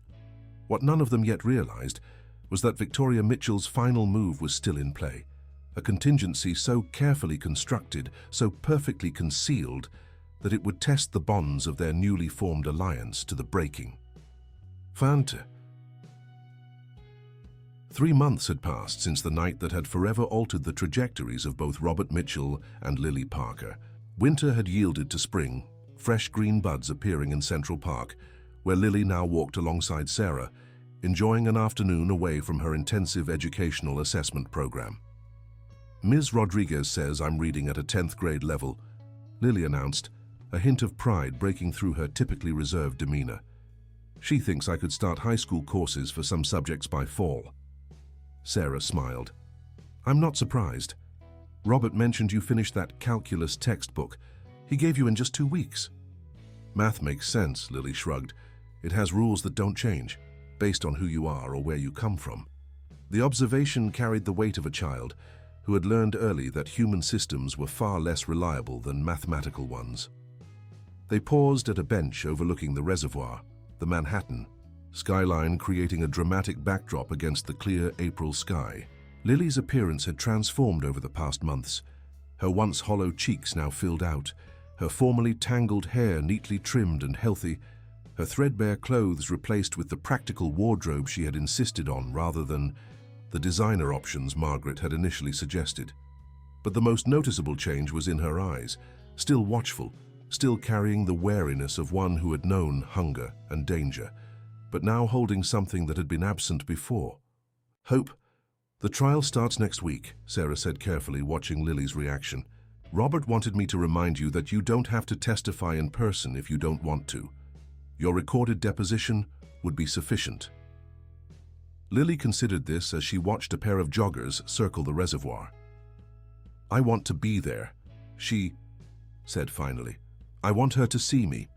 Sarah nodded, understanding the complexity behind that simple statement. Robert thought you might say that. He's arranged everything with the prosecutor. You'll be well protected. The trial of Victoria Mitchell had become one of the most anticipated legal proceedings in recent New York history. The scandalous nature of the case, a billionaire's wife plotting his demise for financial gain, had fueled endless media speculation and public fascination. Despite Robert's efforts to shield Lily from the publicity, she had inevitably become part of the narrative, the street child whose intervention had saved a tech mogul's life. Is Mr. Mitchell still meeting with the board today? Lily asked, changing the subject. Yes, Sarah confirmed. The quarterly review. He should be finished by dinner. What Sarah didn't mention was that the meeting was far more significant than a routine review. In the aftermath of Victoria's arrest, Mitchell Technologies had weathered considerable market turbulence. Investors had been initially rattled by the scandal, and competitors had attempted to capitalize on the company's vulnerability. Robert had spent weeks stabilizing the situation, reassuring stakeholders and implementing new corporate governance, measures to prevent any lingering effects of Victoria's financial manipulations. Today's board meeting would determine whether those efforts had been sufficient. As they continued their walk, Lily's phone buzzed with a message. Despite her initial reluctance to accept such an expensive gift, the smartphone had become an essential tool in her new life, keeping her connected to the small circle of people she now cautiously considered family. The message was from Robert. Board meeting concluded successfully. Good news to share at dinner. Would you like to invite Ms. Rodriguez to join us? Lily smiled slightly. Robert had developed a genuine respect for her education coordinator, a no-nonsense former public school principal who treated the billionaire with the same matter-of-fact directness she showed everyone. Mr. Mitchell wants to know if Ms. Rodriguez can come to dinner, Lily relayed to Sarah. He says the board meeting went well. Sarah looked relieved. That's excellent news. The stock price should stabilize completely now. As they headed back toward the park entrance where Robert's driver waited, neither noticed the nondescript sedan parked across the street, its occupant watching their progress through a telephoto lens. Inside the Midtown Correctional Facility, where Victoria Mitchell awaited trial, the visitors' room was nearly empty on a Tuesday afternoon. Victoria sat straight-backed in her regulation jumpsuit, somehow managing to make prison attire look like a fashion choice rather than a requirement. Her hair, while simpler than her former elaborate styles, was immaculately groomed, her face carefully made up with the limited cosmetics allowed to inmates. Across the table sat a distinguished man in his 60s, his tailored suit and diplomatic, marking him as someone of significance. The visitor's badge clipped to his lapel identified him as Richard Harrington, attorney at law. Everything is proceeding according to schedule, Harrington reported, his voice low. The offshore transfers have cleared. The documentation is in place, the extraction team is standing by. Victoria's expression remained neutral, aware of the surveillance cameras monitoring the room. And the contingency we discussed? In motion as we speak, Harrington confirmed. Ms. Parker and Ms. Chen were observed in Central Park approximately 30 minutes ago. Our associate has visual confirmation. Flicker of satisfaction crossed Victoria's face. Excellent. And the other matter, the evidence? The flash drive has been located within the evidence storage facility. Our contact confirms it will be substituted with the replica during the scheduled system upgrade tomorrow night.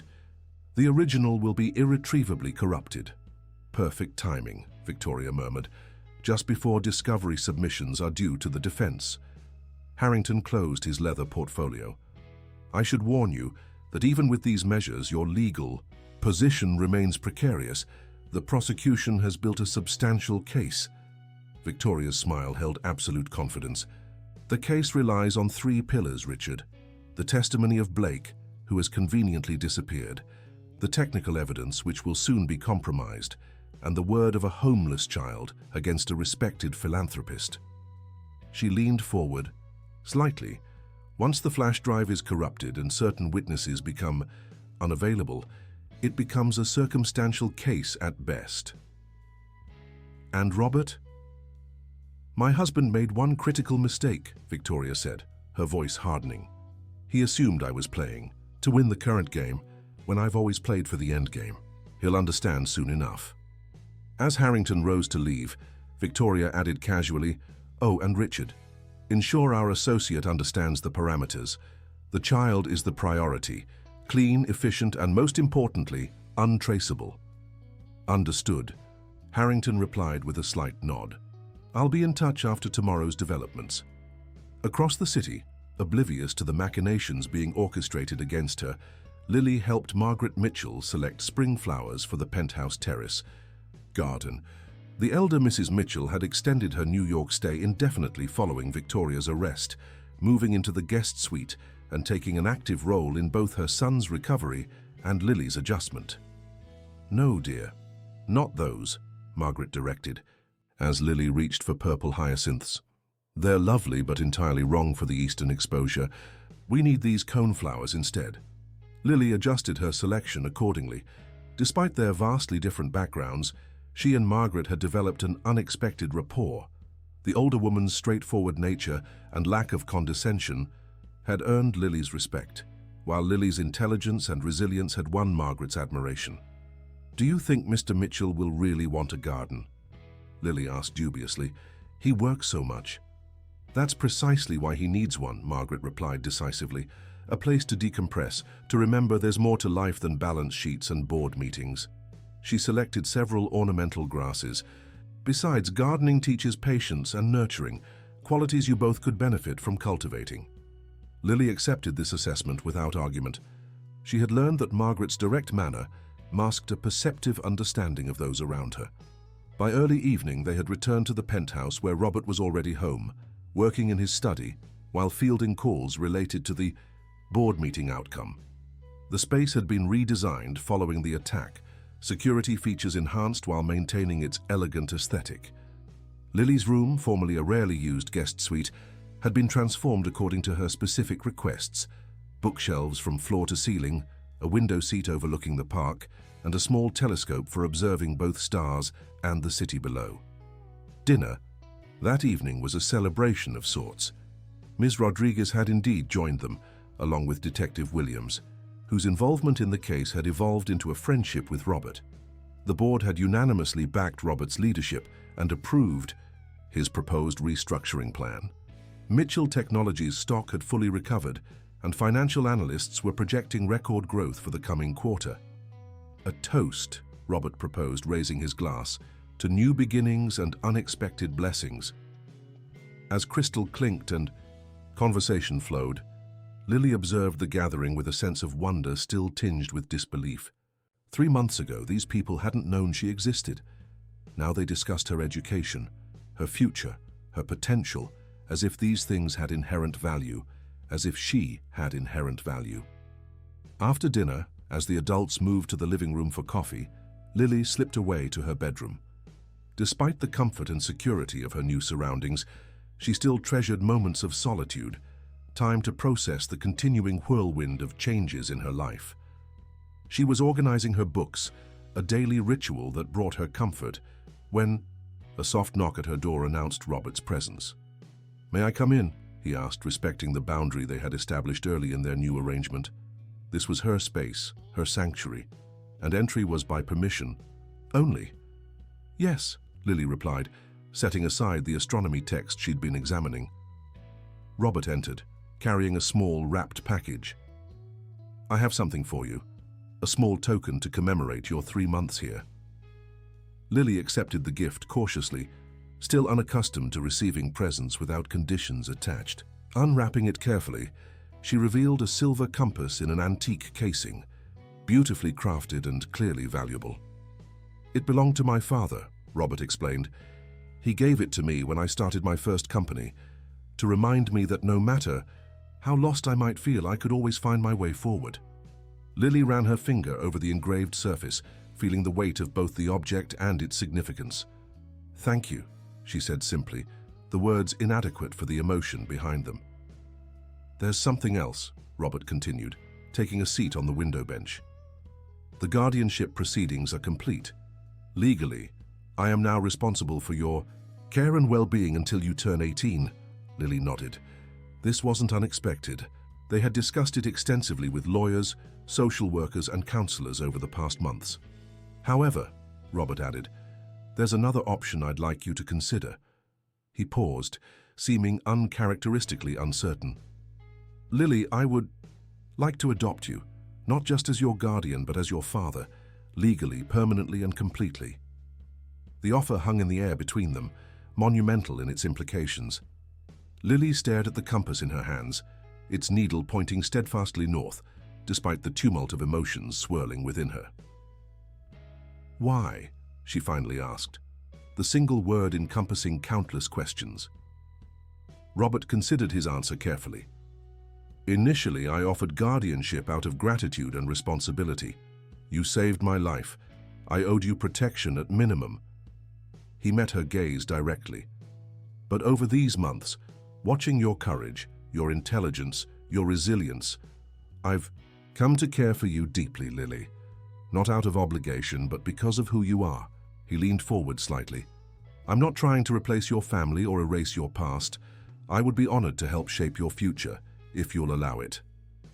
Lily's mind raced with implications. Adoption meant permanence, a concept so foreign it was almost frightening. It meant identity, belonging, expectations. It meant trusting that this man, who had opened his home and his life to her, wouldn't change his mind when she inevitably disappointed him in some way. Yet it also meant never returning to the streets, never again wondering where her next meal would come from, having a name, a place, a future secured by more than her wits and luck. "I need time to think," she said finally. Robert nodded, unsurprised. "Of course, it's an important decision. Take all the time you need." He rose to leave, then added, "Whatever you decide, Lily, nothing changes about the provisions for your education, your security, or your home here. That's unconditional." After he left, Lily moved to her window seat, gazing out at the city now illuminated with evening lights. Somewhere out there were the streets she had called home, the subway entrance where she had slept, the convenience store where Mr. Jensen had sometimes slipped her extra food. Somewhere out there, too, was Victoria Mitchell, planning who knew what from behind prison walls. The thought sent an involuntary shiver through her. Despite Robert's assurances, despite the security measures and legal proceedings, Lily couldn't shake the feeling that Victoria wasn't finished with them yet. The woman had orchestrated multiple attempts on her husband's life with calculating precision. Would she simply accept defeat now? Lily's street instincts, the same instincts that had kept her alive for years, whispered warnings she couldn't ignore. The following morning brought unexpected news. Max arrived during breakfast, his expression grave as he requested a private word with Robert. They disappeared into the study for several minutes before emerging, Robert's face etched with concern. "What's happened?" Margaret demanded, setting down her coffee cup. Robert glanced at Lily, clearly debating how much to share in her presence. "I need to know," Lily said firmly, "especially if it involves her." After a moment's hesitation, Robert nodded. "There was a security breach at the evidence storage facility last night. The flash drive containing Victoria's communications and financial records has been corrupted beyond recovery." "That's not possible," Margaret exclaimed. "That evidence was critical to the prosecution's case." "It appears someone on the inside facilitated the breach," Max explained. "We're investigating, but the damage is done." Lily's mind worked quickly, processing implications. "That's what she meant by the game not being over," she said quietly. "She's eliminating the evidence against her." Robert exchanged a glance with Max. "There's more. James Blake was scheduled to meet with prosecutors yesterday to finalize his cooperation agreement. He never arrived. His apartment shows signs of hasty departure." "He's running," Lily concluded, "or she had him silenced." The adults in the room looked uncomfortable at her matter-of-fact assessment, but none contradicted her. "What does this mean for the trial?" Margaret asked. "The prosecution still has case-building evidence," Robert assured her. Victoria's recorded statements during the ambush, the testimony from Frank and Joe Caldwell, Lily's deposition. They're proceeding as planned, but Lily was already connecting dots, seeing patterns where others might miss them. "If she's eliminating evidence and witnesses," she began, then stopped, a chill realization forming. Robert immediately understood her unspoken fear. "Max has already increased security. No one is getting near you, Lily, I promise." Despite his confidence, an emergency strategy session followed. Detective Williams was contacted, additional security protocols implemented. Lily's upcoming court appearance was re-evaluated, with new transportation arrangements and enhanced protection details. Throughout the discussions, Lily remained unusually quiet, observing, processing. The familiar sense of danger, a constant companion during her years on the street, had returned full force. Only now, she wasn't alone in facing it. That evening, after security briefings and logistics planning that had consumed most of the day, Lily sat with Robert in his study. Rain pattered against the windows, creating a cocoon of sound around them as they reviewed her testimony preparation with the assistant district attorney. "I think that covers everything," the ADA said, closing her briefing folder. "Lily, you're remarkably well prepared. Just remember to speak clearly, and answer only what's asked. After the attorney departed, Robert noticed Lily's pensive expression. "What's on your mind?" he asked gently. Lily met his gaze directly. "I've made my decision about the adoption." Robert straightened slightly, giving her his full attention. "And?" "Yes," she said simply, "I want you to adopt me." Joy transformed Robert's features, but Lily raised her hand to continue. "But not until after the trial. Not until she's been sentenced and can't hurt anyone anymore." Robert's expression sobered as he understood her reasoning. "You're concerned that legally binding yourself to me makes you an even bigger target for Victoria." Lily nodded. "She already sees me as the reason her plan failed. If I become your daughter, your heir, that makes me a direct threat to whatever she's still planning." The pragmatic calculation behind her decision, postponing something she wanted because of strategic risk assessment, reminded Robert yet again that Lily's childhood had been sacrificed to survival long before they met. "Your caution is wise," he acknowledged, "but I want you to know that the legal papers are ready whenever you are.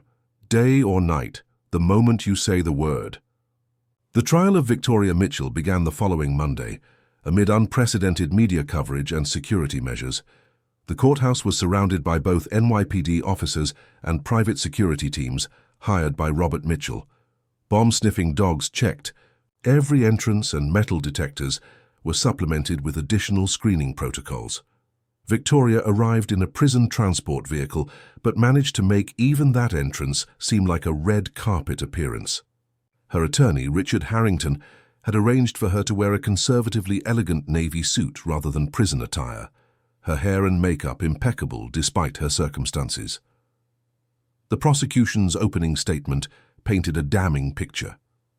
A calculating woman driven by greed and power, who had methodically plotted her husband's demise for financial gain. The defense countered with claims of evidence tampering, witness coercion, and a husband's vindictive attempt to avoid an expensive divorce by fabricating criminal allegations. Lily watched from a special waiting room, accompanied by Sarah and a security detail, as the trial's first day unfolded on a closed-circuit monitor. She wouldn't be called to testify until the following day, but Robert had wanted her to understand the proceedings before taking the stand. "She looks so normal," Lily observed, as the camera focused briefly on Victoria listening to testimony. "If you didn't know what she did, you'd never guess." "The most dangerous predators rarely advertise themselves as threats," Sarah replied. "That's what makes them effective. The E." Next morning dawned clear and crisp, a perfect spring day that belied the tension surrounding Lily's court appearance. Dressed in a simple but appropriate navy blue dress and cardigan selected by Margaret, Lily sat in the back of an armored SUV as Max personally drove her to the courthouse. Two identical vehicles with decoy passengers departed the building at the same time, taking different routes as a security precaution. Robert had wanted to accompany her, but his own testimony was scheduled for later that day, requiring him to remain separate until after Lily had completed her statement. Instead, Margaret sat beside her in the vehicle, projecting calm confidence despite her obvious concern. "Remember," the older woman advised as they approached the courthouse, "just tell the truth exactly as you experienced it. Don't let that Shark Harrington rattle you with his questions." Lily nodded, her expression serious beyond her years. "I'm not afraid of him, or her." "I know you're not, dear," Margaret replied, patting her hand. "That's what worries me." The courthouse's rear entrance had been secured for their arrival, officers creating a protective corridor from the vehicle to the building. Lily kept her head high as she walked through, focusing on the task ahead rather than the knowledge that Victoria Mitchell would soon be staring directly at her from the defendant's table. Inside, they were escorted to a small preparation room where the prosecutor waited to review final details. Everything proceeded according to the carefully orchestrated plan until an unexpected message arrived. Victoria Mitchell had requested a private meeting with Robert Mitchell and the district attorney immediately, indicating she was prepared to offer information that would significantly impact the proceedings. The request rippled through the courthouse, creating confusion and debate among the legal teams. Robert was immediately suspicious. "It's a delaying tactic," he told the DA when consulted. "She knows Lily is scheduled to testify this morning. She's trying to disrupt the timeline." "Possibly," the DA acknowledged. "But if she's genuinely offering cooperation, we need to hear it. This could strengthen our case considerably." After considerable discussion, a compromise was reached. Victoria's meeting would be granted, but Lily's testimony would proceed as scheduled, with Victoria temporarily absent from the courtroom during her statement. Lily herself was consulted on this arrangement. "Will she be allowed back in the courtroom after I testify?" she asked. "Yes," the prosecutor confirmed. "It's her constitutional right to face her accusers and hear all testimony against her." Lily considered this. "Then I prefer to testify with her present. I don't want to repeat my statement, and I'm not afraid to look her in the eye while I tell the truth." The adults exchanged concerned glances, but Lily's resolve was clear. "Fine," the DA finally agreed. "We'll delay your testimony until after Mrs. Mitchell's meeting, but only briefly." As the new arrangements were being coordinated, Lily sat quietly in the preparation room, reviewing her statement one final time. Sarah had stepped out briefly to confer with security about the schedule change, leaving Lily alone with a court officer stationed outside the door. The building's emergency alarm system activated without warning, its shrill beep cutting through the courthouse's usual murmur. Within seconds, the officer opened the door. "Standard procedure, miss. We need to evacuate to the designated assembly point." Lily gathered her notes, following the officer as other rooms along the corridor similarly emptied, creating a flow of people moving toward the emergency stairs. The officer kept a protective hand on her shoulder as they joined the evacuation. "What happened?" Lily asked as they descended the stairs amid the controlled exodus. "Not sure yet," the officer replied. "Probably a false alarm, but protocol is protocol." They reached the ground floor and continued toward an exit, different from the one Lily had entered through earlier. As they emerged into an alleyway rather than the main evacuation area, Lily's street-honed instincts immediately registered something wrong. "Shouldn't we go to the front plaza?" she asked, pulling back slightly.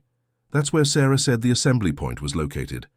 Special instructions for protected witnesses," the officer explained, urging her forward. "Security team is meeting us with a vehicle this way." Lily hesitated, years of survival instincts screaming warnings. The officer's grip on her shoulder tightened slightly. "We need to move quickly, miss, for your safety."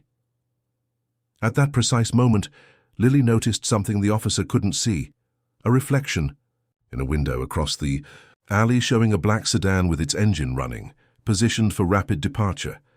The same nondescript vehicle she had glimpsed near Central Park days earlier. With the lightning-fast decision-making that had kept her alive on the streets, Lily acted. She stumbled deliberately, dropping her folder and scattering papers across the alley. "I'm so sorry," she exclaimed. "My testimony notes." As the officer instinctively bent to help gather the papers, Lily bolted, not toward the waiting car as he might have anticipated, but back into the courthouse through a service door she had spotted moments earlier. "Hey, stop!" the officer shouted behind her, but Lily was already racing through the service corridor, her smaller size and desperation propelling her forward. Inside the building, genuine confusion reigned as security personnel attempted to determine whether the alarm was legitimate or false. Lily pushed through the chaos, searching frantically for a familiar face. Max, Sarah, Detective Williams, anyone connected to Robert's security team. Instead, she spotted something else, Victoria Mitchell being escorted not to a conference room for her supposed meeting, but toward a service exit by Richard Harrington and another man Lily didn't recognize. There was no district attorney present, no prison guards, just Victoria moving swiftly and purposefully toward freedom. Lily changed direction, following at a distance while simultaneously trying to alert someone to both her situation and Victoria's apparent escape attempt. She spotted a courthouse security officer and was about to approach him when a hand clamped firmly over her mouth from behind, an arm lifting her bodily off the ground. "Got her," a voice muttered into a communications device. Proceeding to extraction point B. Lily fought with every ounce of her strength, kicking and twisting as her captor, now recognizable as the fake court officer, carried her toward a service elevator. Desperation fueled her resistance. She bit down hard on the hand covering, her mouth earning a pained curse as the grip momentarily loosened. "Help!" she screamed, her voice echoing in the corridor. "Kidnapping! Help!" The man clamped his hand over her mouth again, harder this time. "Shut up, kid. This doesn't have to get ugly." The elevator doors opened, revealing Richard Harrington inside, his expression coldly professional. "Quickly," he directed. "The diversion won't last much longer." Lily's captor shoved her into the elevator, maintaining his restraining grip as Harrington pressed the button for the parking garage level. The doors had nearly closed when a foot wedged between them, forcing them open again. Detective Mike. Williams stood there, gun drawn and aimed steadily. "NYPD, release the child and put your hands up. Now." The fake officer's grip tightened painfully on Lily. "Back off, detective. We're walking out of here, or things get messy."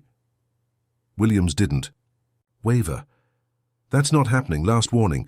What followed unfolded with startling speed. The elevator security camera would later show Lily driving her elbow backward with precision, striking her captor in exactly the vulnerable spot she had learned would momentarily paralyze an attacker. As he doubled over, Williams moved in, disarming, and restraining him while Harrington was pinned against the elevator wall. "Victoria?" Williams demanded, as uniformed officers swarmed the area in response to his radio call. "Service exit on the east side," Lily gasped, still catching her breath. She was almost out when I saw her. Within minutes, the courthouse was locked down completely. Victoria Mitchell, mere steps from freedom, was apprehended by NYPD tactical officers as she attempted to enter a diplomatic vehicle with false credentials. Richard Harrington and 3 accomplices, including the fake court officer and a courthouse security employee who had triggered the false alarm, were taken into custody. The trial resumed the following day with significantly enhanced security and a new dimension to the charges against Victoria. Attempted escape, kidnapping conspiracy, and witness tampering added to the already substantial list of allegations. When Lily finally took the stand, the courtroom was packed with observers, drawn by the dramatic developments. Victoria Mitchell sat at the defense table, her composure noticeably frayed around the edges, but her gaze still calculating as Lily was sworn in. "Miss Parker," the prosecutor began, "please tell the court, in your own words, how you first became aware of a plot against Robert Mitchell's life." Lily looked directly at Victoria as she recounted that morning near the Mitchell Technologies building, the conversation she had overheard, her desperate attempt to warn Robert, and the subsequent events that had unfolded. Her testimony was clear, detailed, and unwavering, even under Richard Harrington's aggressive cross-examination. "Isn't it true," Harrington suggested during his questioning, "that your current comfortable living arrangement with Mr. Mitchell gives you significant motivation to tell a story that pleases him?" Lily's response was measured but firm. "Before I warned Mr. Mitchell about the brake line, I was sleeping on cardboard in a subway entrance. I had 73 cents to my name. If I wanted to please someone powerful for personal gain, don't you think I would have approached Mrs. Mitchell instead? She was the one planning to have billions of dollars after her husband's accident." A murmur rippled through the courtroom, quickly silenced by the judge. "No further questions," Harrington concluded, recognizing the damage her response had inflicted on his narrative. The trial continued for another week, but its outcome was effectively determined by the failed escape attempt, which had transformed what might have been a complex circumstantial case into an overwhelming body of evidence. The jury deliberated for less than 4 hours before returning a guilty verdict on all counts. At the sentencing hearing, Victoria Mitchell finally addressed the court directly, her statement a masterclass in unrepentant calculation. "I married a man I believed was my equal," she told the judge. "I discovered instead that he saw me as an accessory, a trophy to complete his perfect corporate image. When I attempted to claim what I had rightfully earned through years of playing the devoted wife, I was labeled a criminal." Her gaze swept the courtroom. This case was never about attempted murder. It was about power, control, and a systematic devaluation of my contributions to the Mitchell empire. The judge was unmoved. "Mrs. Mitchell, the evidence presented in this court demonstrated beyond any reasonable doubt that you orchestrated multiple attempts on your husband's life for financial gain. You engaged professional criminals, corrupted officials, and attempted to kidnap a child witness.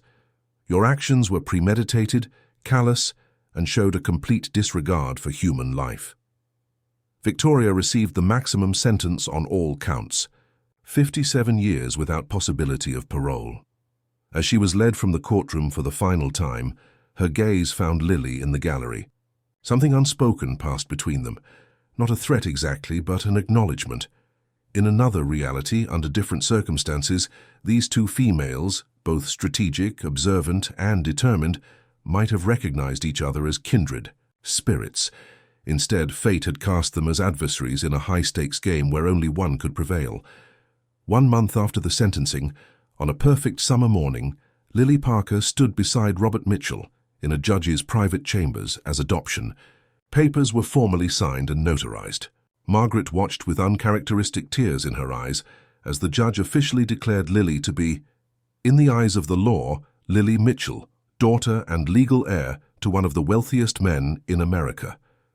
"Congratulations," the judge said warmly. "I don't often preside over cases with such happy endings." Outside the courthouse, Sarah, Max, Detective Williams, and Miss Rodriguez waited with a small celebration prepared. There were tasteful gifts, a beautiful cake, and genuine warmth that made Lily feel, for perhaps the first time in her life, truly surrounded by people who cared about her well-being without ulterior motives. That evening, after the celebration had concluded and the penthouse was quiet, Lily stood on the terrace garden that she and Margaret had planted in the spring. The flowers were in full bloom now, creating a riot of color against the Manhattan skyline. Robert joined her, respecting her contemplative silence for several minutes before speaking. "Any regrets?" he asked gently. Lily considered the question, seriously, as she did all questions. "No," she finally answered, "but it still doesn't feel quite real." "That's understandable. It's been an extraordinary journey." "Do you think she'll ever stop?" Lily asked, the question that had lingered, despite Victoria's sentencing. Robert sighed. "Victoria has lost her freedom, her status, her access to wealth, and her reputation. She's been transferred to a maximum security facility with no special privileges. Her known associates are either incarcerated or under surveillance. For all practical purposes, she has been neutralized." "But you didn't answer my question," Lily observed.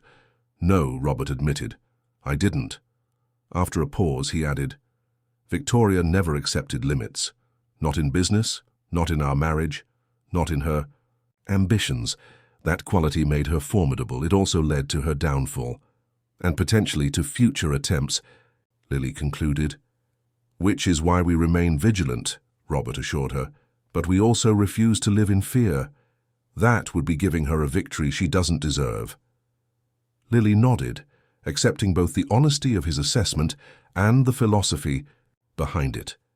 She fingered the silver compass that now hung on a chain around her neck, a tangible reminder that even in the darkest circumstances, direction could be found. "I never expected any of this," she said, gesturing to encompass not just the luxurious surroundings, but the profound life transformation of the past 6 months. "On the streets you learn not to hope for too much, just survival until tomorrow.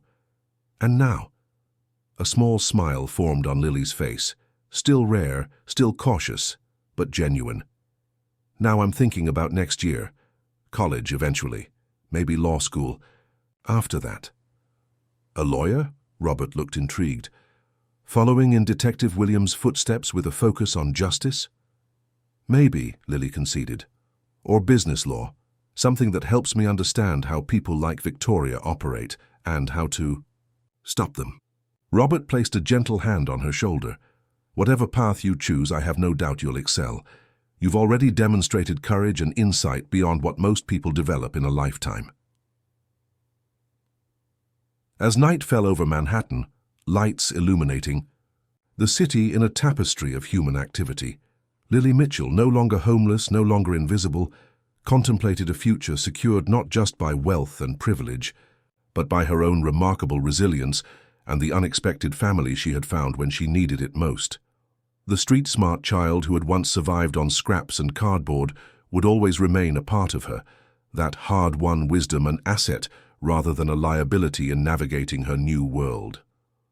Victoria Mitchell had sought to eliminate her, seeing only an inconvenient witness, never recognizing that in Lily she had encountered a spirit as determined and resourceful as her own, but guided by compassion rather than greed. In saving Robert Mitchell's life with a simple warning, Lily had ultimately saved herself, finding not just security, but belonging in the most unlikely of circumstances. And though she remained watchful, a habit too deeply ingrained to abandon completely, she faced the future not with fear, but with growing confidence, the compass around her neck a constant reminder that even those who begin life lost can ultimately find their true direction. Fimda Historia. Dear listeners, we hope you've been captivated by Lily and Robert's emotional journey. For more engaging stories that explore the complexity of human relationships and unexpected heroes, we've prepared a special playlist with equally compelling narratives. Find it by clicking on the link to your left. If you enjoyed this story, please don't forget to subscribe to our channel and give this video a thumbs up. Every day we bring you unique stories that delve into life's most profound challenges and triumphs. Don't miss our upcoming content. We look forward to reading your thoughts in the comments section below.